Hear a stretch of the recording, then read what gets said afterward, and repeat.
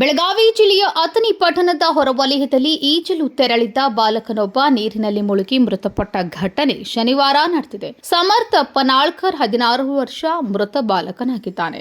ಸ್ನೇಹಿತರೊಂದಿಗೆ ಈಜಲು ತೆರಳಿದ್ದ ವೇಳೆ ಆಕಸ್ಮಿಕವಾಗಿ ನೀರಿನಲ್ಲಿ ಮುಳುಗಿದ್ದಾನೆ. ವಿಷಯ ತಿಳಿಯುತ್ತಿದ್ದಂತೆ ಅಗ್ನಿಶಾಮಕ ದಳದ ಸಿಬ್ಬಂದಿಗಳು ಸ್ಥಳಕ್ಕೆ ದೌಡಾಯಿಸಿ ಮೃತದೇಹಕ್ಕಾಗಿ ಶೋಧ ಕಾರ್ಯ ಕೈಗೊಂಡರು. ಘಟನೆಯಿಂದ ಕುಟುಂಬಸ್ಥರ ಆಕ್ರಂದನ ಮುಗಿಲು ಮುಟ್ಟಿದ್ದು, ಸ್ಥಳದಲ್ಲಿ ಕೆಲಕಾಲ ಆತಂಕದ ವಾತಾವರಣ ನಿರ್ಮಾಣವಾಗಿತ್ತು. ಈ ಕುರಿತು ಅಥಣಿ ಪೊಲೀಸ್ ಠಾಣೆಯಲ್ಲಿ ಪ್ರಕರಣ ದಾಖಲಾಗಿದೆ. Rajashekhar Hiremath, KMM news, Belagavi.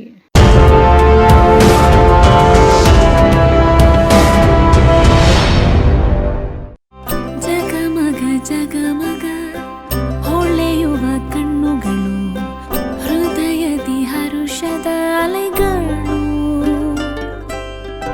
ಬಂದಿದೆ ಶುಭಗಳಿಗೆ, ಪ್ರೀತಿಯ ಗಳಿಗೆ, ರೇಷ್ಮೆಯಲ್ಲಿ ಸುತ್ತಿದ ಸ್ವರ್ಣಗಳಿಗೆ.